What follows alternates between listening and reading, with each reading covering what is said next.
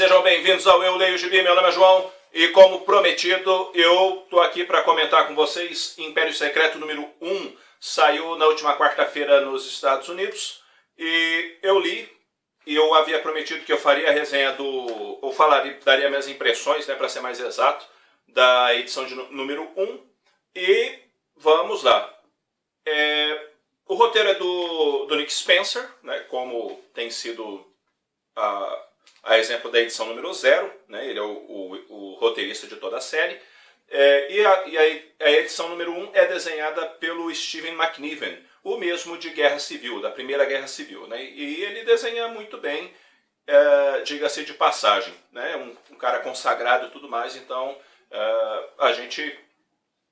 a Marvel mesmo que diga que ela é maior do que os grandes nomes, isso e aquilo, e não precisa necessariamente de grandes nomes para se manter grande, é um absurdo isso, mas é assunto para outra hora. Ela foi atrás de um grande desenhista para desenhar essa edição, né? A exemplo também da edição de número 0. Mas enfim, o que é a edição número 1? Gente, a edição número 1 basicamente é um gibi tenso e ao mesmo tempo triste, eu diria, sabe? Tanto é que chega no fim e você não sabe como é que você está se sentindo depois de ler o gibi. A tensão que tem dentro do gibi parece que passa pra gente, e parte da tristeza que tem no gibi parece que passa pra gente. E não é só porque o Capitão América é o vilão da história, é o jeito mesmo que o mundo ali está ficando, sabe? Essa é a grande questão, porque você vê essa tensão no lado da Hydra e você também vê essa tensão nos heróis que estão aí tentando resistir a essa coisa toda e também nas próprias pessoas que têm a sua vida comum, por assim dizer, né? Você vê que o Steve McNiven, de alguma maneira, ele transmite muito disso também nos olhos dos personagens. Os personagens têm um olhar assim carregado, sabe? Não tem aquele semblante leve. Os olhares são carregados por causa de toda a tensão e essa coisa toda que está acontecendo no mundo dentro da HQ. E você vai lendo, você vai trazendo isso para si. Não é uma coisa que eu diria uma história ruim, mas é uma história tensa, sabe? É uma história tensa, não ruim, tensa. É interessante pelo viés que ele está levando a coisa, mas tensa sim, em alguns momentos triste. E eu pontuei algumas coisas que é o seguinte, como é que está a situação agora? O Capitão América tomou os Estados Unidos, ele está mandando nos Estados Unidos, no país todo, e foi imprimido ali, colocado sobre o povo, um regime ditatorial, tá? Pegando aqui alguns países assim, tipo uma coisa meio populismo, tá bom? Ou seja, ele manda com mão de ferro e vai todo mundo obedecer, e se não obedecer, a coisa vai ficar feia. Inclusive, a população ela é incentivada a dedurar as pessoas, tá? A dedurar as pessoas, igual nesses regimes totalitários acabam fazendo, né? E nessa situação, é sabido, por exemplo, que eles estão conseguindo fazer uma lavagem cerebral na população dos Estados Unidos. Tá? Como? Eles estão colocando um produto na água, daí o pessoal está tomando essa água e está sendo influenciado, tendo as suas memórias, vamos dizer assim, reescritas, né? Para que o Dr. Fausto, no caso, ajude a manipulação destas situações. Tá?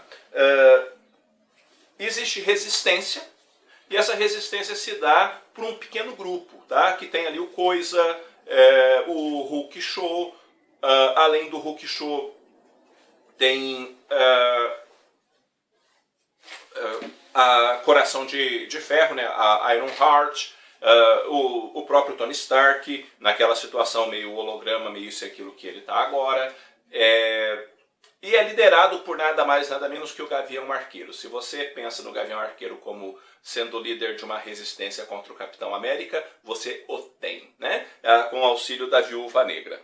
E é uma situação complicada e o Rick Jones acaba dando uma força para eles, porque faz chegar num rapaz uma determinada informação, num pendrive, e esse rapaz acaba sendo resgatado pela essa resistência e eles vão ter agora que descobrir o conteúdo desse pendrive, porque de acordo com o Rick Jones, o que tem naquele pendrive pode mudar toda a situação e fazer com que a resistência ganhe a guerra. E está tudo em torno, de certa maneira, atrás do cubo cósmico, porque também o lado do Capitão América está correndo atrás desse cubo cósmico. Tá? No mais, a história ela é toda enviesada dentro de uma mudança constante da realidade nesse sentido, ou seja, é mostrado, né, por meio dessa lavagem cerebral, que a Hydra, vamos dizer assim, está certa. Né? Então as crianças gritam salve a Hydra, e o Capitão América de certa forma exige isso também do Rick Jones, porque ele está preso, né? E por aí adiante.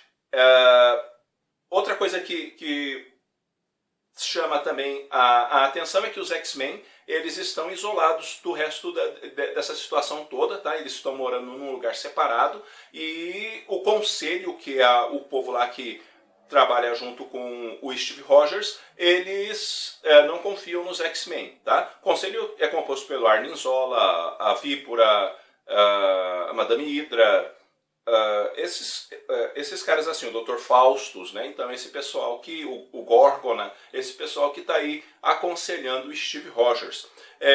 Nisso também o Steve Rogers tem os Vingadores deles, tá? E esses Vingadores aparecem na história. E esses Vingadores eles não são qualquer Vingadores, e a grande pergunta seria, como que esses caras ficaram do lado dele? Por quê? Porque eu estou falando do Visão, eu estou falando da Feiticeira Escarlate, estou falando do Thor, cara, tá? O Odinson está do lado do cara. Então isso é uma coisa que o Nick Spencer provavelmente deve explicar em edições futuras, porque é meio estranho você ver essas pessoas apoiando um sistema de vida desse aí, muito doido. E é feito uma prisão que é tipo meio que um campo de concentração, tá? Uma prisão lá onde eles estão colocando inumanos dentro. Os inumanos estão sendo presos um atrás do outro, vamos dizer assim, que estão fazendo, entre aspas, né, que talvez aí a vez dos judeus vai saber na Segunda Guerra Mundial, tá? Mas eles estão sendo colocados aí em prisões, e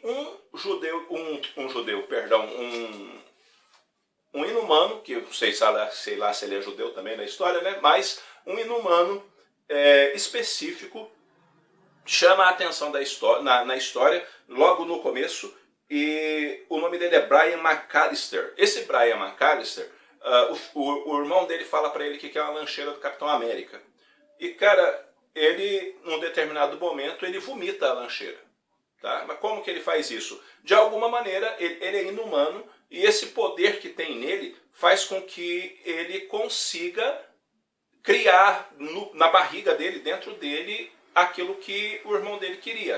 Ele olha lá, vê a lancheira, por exemplo, né, e aí ele vomita ela. Tá? Ele funciona como se fosse uma impressora 3D, né?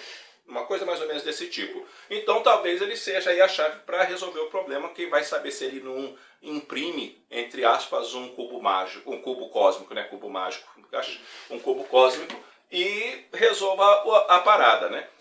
Enfim, e você vai ver um Capitão América ou um Steve Rogers, Capitão Hydra, o nome que você queira dar, assim, muito diferente daquilo que a gente está acostumado. Porque você não vê no rosto dele aquele semblante esperançoso de sempre. Tá? Você vai ver um cara que normalmente vai ter um olhar triste, sempre com o rosto muito carregado, e muitas vezes assim, nitidamente triste. Tá?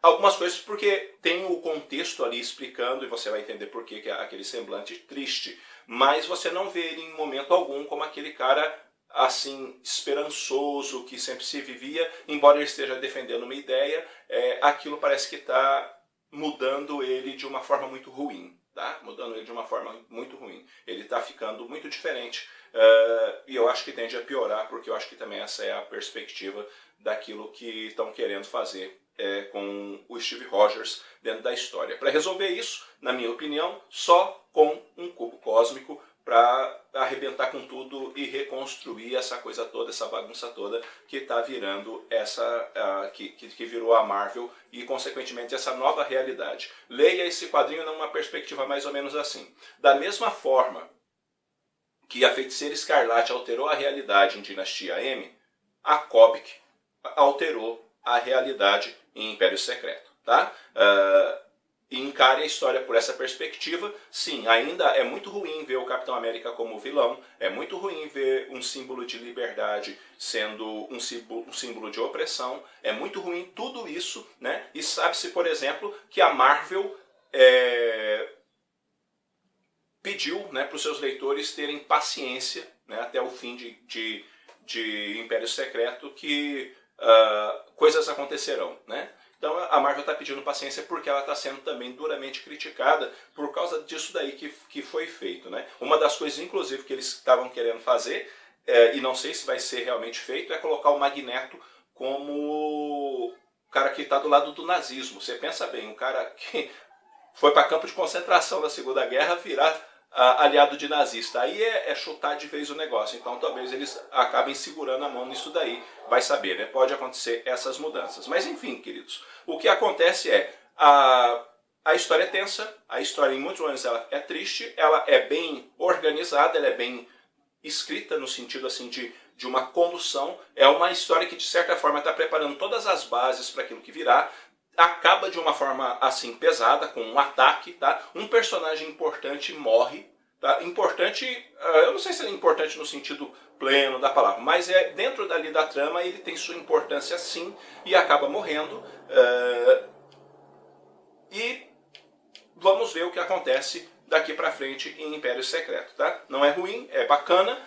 Só que a edição número 0 eu achei ela melhor, tá? Eu achei ela melhor por causa de todo aquele esquema estratégico e coisa e tal. E essa ele tem mais um peso mais político, tá? Dentro da história, a ponto, por exemplo, de dizer, né, que depois que a Hydra assumiu o controle lá dos Estados Unidos, o índice de criminalidade caiu absurdamente. Mas é lógico que ia cair absurdamente, é o que eles estão fazendo, né? E é revelado também que o que eles querem realmente é implantar todo esse sistema no mundo inteiro, tá? Enquanto isso, outros heróis continuam no espaço porque não conseguem entrar dentro da Terra por causa daquele escudo que foi colocado em torno do planeta, e Nova York continua naquela situação por causa dos poderes da dimensão negra que estão ali prendendo as pessoas, os heróis naquela situação. Ok?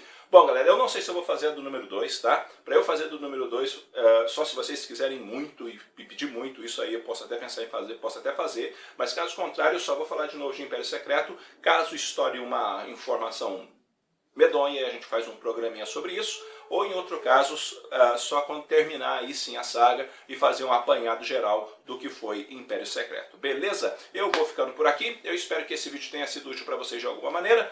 Se você não é inscrito no canal, inscreva-se, dê uma força para o canal crescer. Logo, logo eu estou voltando com outro vídeo. Um abraço forte em todo mundo. Fui!